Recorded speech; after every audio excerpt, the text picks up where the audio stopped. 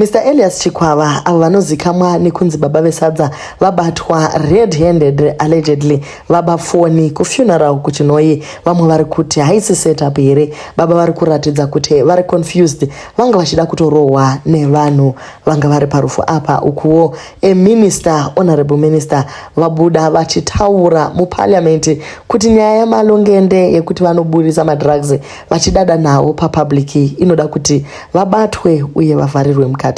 Welcome back to your channel. Please don't forget to like and subscribe. So nyaya yabuda pa Crime Watch vanhu vachiti unotoshaya kana pekupinda nekunyara.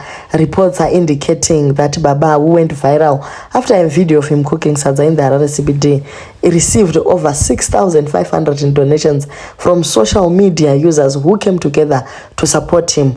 Mr. Chikwava also received a residential stand in Nyabira and 1,000 cash from the CEO of Realtorville Group. However, vari kunzi vazobatwa red-handed vari pa funeral kuchinoi vabafoni. He was assaulted by members of the public before being handed over to the police. Tete Olinda vati ivo, I am very humiliated by this. I am being informed that baba vesadza vanzi vabafoni kurufu. I am being updated. Apparently, he has been arrested by the police. Nyaya yacho inorwadza vedwe. Baba vakuru here vangaita zvakadai kuti hapana munhu avaseta up here. Pana ava kuda kutotsvakawo popularity through a smear campaign on him. Muchavaona voti ndini ini wekubirwa foni nababa vesadza. Imika, the reason why I stay as far away as possible from fellow Zimbabweans in foreign land. Handisati ndamboona vanhu vane ruvengo semazimbabwenzi hakusi here kuda kuvatorera iyo 6,500 iye. Mafunga kakugovana GoFund money makaita setup baba ava. Olinda akazodi zviya neGoFund yashema. Zimbabwe vhurai maziso please. Baba ava vasimbavha. Asi paitwa setup kuti vasapiwe mari yeGoFund sezvakaitwa Shema. Olinda haana kupa Shema more than 8,000 GoFund. Akatumira Shema fake number kuti anotora mari iyoyo. Shema akaenda. 2 times achitadza kuitora. Paakabvunza Olinda akatukwa akaitirwa live kusvika Shema asiyana nayo nyaya yacho. Olinda akadzosera mari idzodzo kuvanhu here. Nanhasi ari kungoti ndichakupai link. Paane makore mangani zvinhu zvaitika. Open your eyes. Akajikira vanhu mari dzemasiOS as well. That's what these fake socialites do. Fake to be rich kuti musafunge kuti imbavha. So ndevamwe vane muonero wavo vari kuti maybe Olinda Chapel ndiye anenge aita basa iri asangazodaro ngenyi. Ariye akaedza kuti baba ava vasimuke. Ndiye akatanga kuti GoFund irongwe. Imi kuti baba ava vangoita munyama kuita kutukwa chaiko. Dai havo vakangobvira varamba kubatsirwa. Now his image is being tarnished. Said reality, if it's a setup, God exonerate him. Kwanditi handover was today here. Namo nemanga hazvitosiyani zvachose. Vamwe vari kuti inini I don't believe he stole a phone. Vanhu siyai kuita maGoFundMe mopedza motsvaka nzira dzekuda kutora mari yamaitsvaga nemazita evanhu. Mumwe achatambura kuti kamubhini chaimo. Baba havana kumboba foni. Zvinhu zvatorongwa izvi kuti mari vasapuwa. So manetizens ese vari kubhiliva kuti baba ava vaseterwa. Avasimbavha zvachose. Okay, then kuparliament kwakabuda mashoko ita kuti manetizens ashamisike kuti hatichisina here other parliamentary debates instead kuti tiswere tichinetsana nekuti malongende waita zvipi kota D kota addressa mama issues akanakira kuti Zimbabwe ienderere mberi. So member of parliament Honorable Taurai Dexter Malinganiso raised serious concerns over local artists Ulengende and Maloti, accusing them of using explicit language and promoting drug substance abuse during performance, thereby eroding societal values among the youth. Raising the matter under a point of national interest, Malinganiso warned of an alarming trend where socialites, musicians, and digital influencers, particularly those with significant influence over the younger generation, are openly normalizing drug abuse on social media platforms.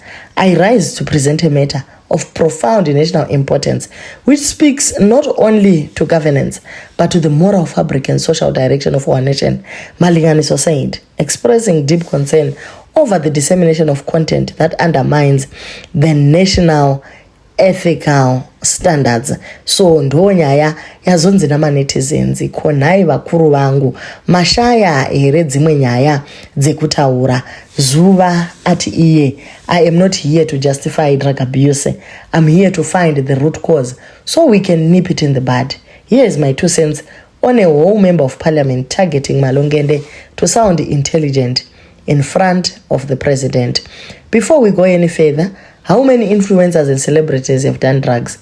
Of all of them, why only speak of Malungende? Honorable, don't be caught bringing Hondo the Mastrets to work. Anyway, chokutanga zvinodhaka zviri kupinzwana nemunyika ngatitange ipapo. The youth in Zimbabwe are not taking zvinodhaka nokuti vari kuona Malungende achizviita. Drugs are being used to systematically silence the youth and destroy them. Vanhu vari kudhakwa to numb their painful lives. No one will question Chinese pandemic in Zimbabwe. Who will question the constitution amendment kana vana vadhekwe? Number 3, I think Malungende are just 2 victims of their environment who are making the best of their situation kuti vararame. As leaders, you know, zvinodhaka berries upenyu hwavanhu. Honorable, you don't subject your citizens to zvinodhaka, then turn around and start blaming them for trying to grow under those conditions instead of blaming Malungende. Imimi Tangai program of detoxing your influencers on camera so that their genuine influence the youth. Help the influencers first than dragging their names. Number 4, if you are trying to control your influencers in Zimbabwe first, you must check the environment you created for them. What do you expect from the ghetto when the ghetto is being systematically silenced by zvinodhaka? That indiana ari kunza zvinodhaka muZimbabwe.